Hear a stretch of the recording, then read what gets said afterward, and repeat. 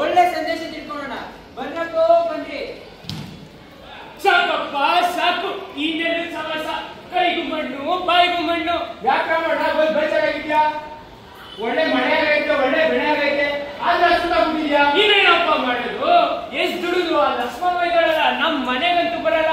ದುಡಿದು ಬೈ ಸಾಯೋದೇ ಆಗೋಗಿದೆ. ಅದು ನಿಜಾನೇ ಕನ್ನಡ. ಆ ಪ್ಯಾಟಲ್ ಇದ್ರೆ ರಾಜ್ರೆ ನಿರ್ಬೋದಿತ್ತು. ಆ ಎಣ್ಣೆ ಏನೈತೆ? ಮುದ್ದೆ ಉಣ್ಣುವಿರತ್ತೆ, ಹೊಲದಲ್ಲಿ ಮೋಟರ್ ಓಡ್ತಾನೆ ಇದೆ, ನೀರು ನಿಲ್ತಾ ಇಲ್ಲ. ಹೋಗ್ಲಿ ಬಿಡೆ, ನೀನ್ ದುಡ್ಡು ಕೊಡ್ತಾ ಇರ್ಬೇಕಾ? ಹೋಗ್ತೀನಿ ಬಿಡು. ಮುಂದೆ ಆ ನೀರಿಗೂ ಕೊಂಡಾಡ್ಬೇಕಾಗುತ್ತೆ. ನಾನೇ ಮೋಟರ್ನ ನಿಲ್ಸಿದ್ದೀನಿ ಬಿಡು.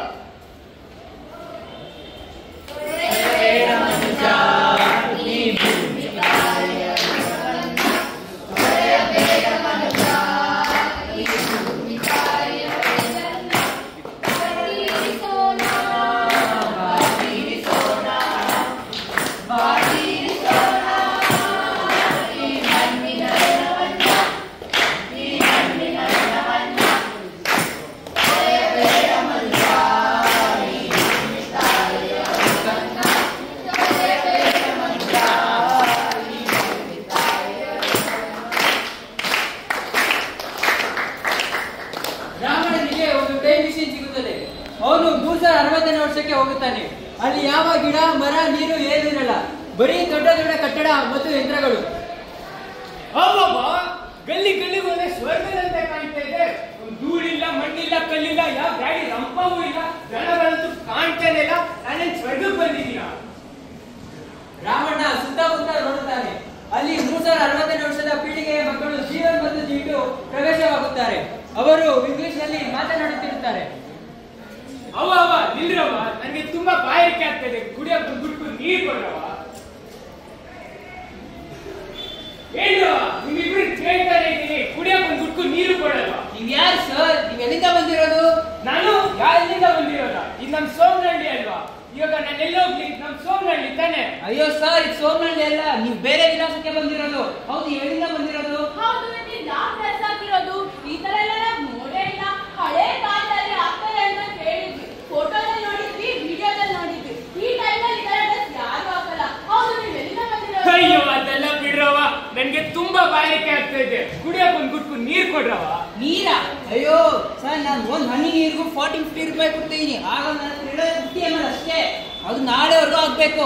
ಆಗಲ್ಲ, ಕೊಡಕ್ಕಾಗಲ್ಲ. ದುಡ್ಡಿದ್ರೆ ಕೊಡಿ, ಇಲ್ಲೇ ಹತ್ತಿರ ಶಾಪ್ ನಲ್ಲಿ ಕೊಡಿಸ್ತೀನಿ. ಏನು ಆ ಕುಡಿಯೋ ನೀರಿಗೆ ನೀರು ದುಡ್ಡು ಕೊಡ್ತೀರಾ? ನಮ್ ಕಾಲದಲ್ಲಿ ಹಿಂಗೆಲ್ಲ ಇರ್ಲಿಲ್ಲವ. ಅಯ್ಯೋ ತಾತ, ಈಗ ಪ್ರತಿಯೊಂದಕ್ಕೂ ದುಡ್ಡು ಕೊಡ್ಬೇಕು.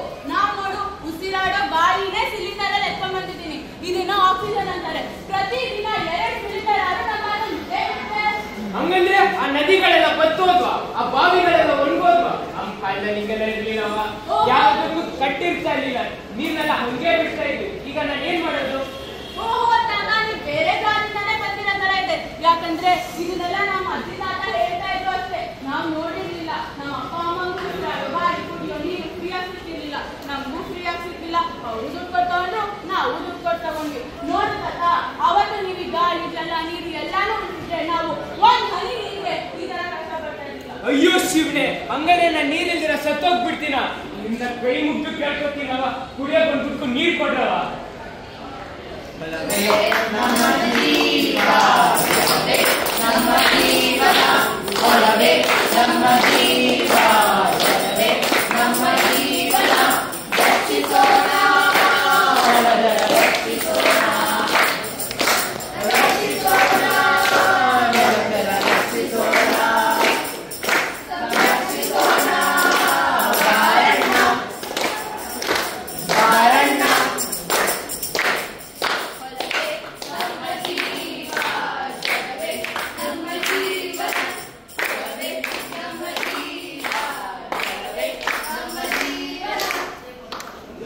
ನಮ್ ಕಾಲನೇ ಚೆನ್ನಾಗಿತ್ತವ.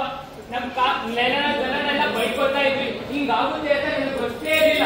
ಅಯ್ಯೋ ಶಿವನೇ, ನನ್ನ ಕಾಲು ಕಳ್ಕೊಂಡು ಬಿಟ್ಬಿಡಪ್ಪ. ಹೌದು ತಾತ, ನಿಮ್ಮ ಕಾಲ ತುಂಬಾ ಸುಭಿಕ್ಷವಾಗಿತ್ತು. ಈಗ ಎಲ್ಲ ಕಡೆ ಗಾಳಿ ನೀರು ಇಲ್ಲದೆ ಎಷ್ಟು ಪರದಾಡುತ್ತೀವಿ ಗೊತ್ತಾ? ದಯವಿಟ್ಟು ಹೋಗಿ ತಾತ, ನೀವಾದ್ರೂ ನಿಮ್ ಪ್ರಾಣ ಉಳಿಸ್ಕೊಳ್ಳಿ. ಹೋಗಿ. ರಾಮಣ್ಣ ಕನಸಿನಿಂದ ಎಚ್ಚರಗೊಳ್ಳುತ್ತಾನೆ. ಯಾಕೆ ರಾಮಣ್ಣ ಹಿಂಗ್ ಕುಂದಾಡ್ತಿದ್ಯಾ? ಅಷ್ಟೊಂದು ನೋಡಿದ್ರೆ ಹಂಗ್ ಸೋತಾಗಿದ್ದೆ, ಸುಮ್ಕಿದ್ದೆ, ಹೀಗೆ ನಿನಗೆ ಸೋಮಣ್ಣ, ನೀನು ಮಾಡಕ್ ಹೋಗ್ತಾ ಇದ್ವಿ ಆಯ್ತಾ. ಇದನ್ನ ನನ್ ಕಲ್ಪನೆ ಮಾಡಕ್ಕೂ ಅಸಾಧ್ಯ. ಇದನ್ನ ನನ್ ಮಕ್ಳಿದಾರಲ್ಲ ಅವ್ರಿಗೂ ಕೂಡ ಹೇಳ್ಬೇಕು. ಈಗ ನಾವೆಲ್ಲರೂ ಆ ಭೂಮಿ ತಾಯಿ ಇದ್ದಾಳಲ್ಲ ಸಂಸ್ಕೃತ ಮಾತೆಯನ್ನು ಕೇಳ್ಕೊಳ್ಳೋಣ. ಬನ್ನಿ ಬನ್ನಿ ಎಲ್ಲ ಬನ್ನಿ.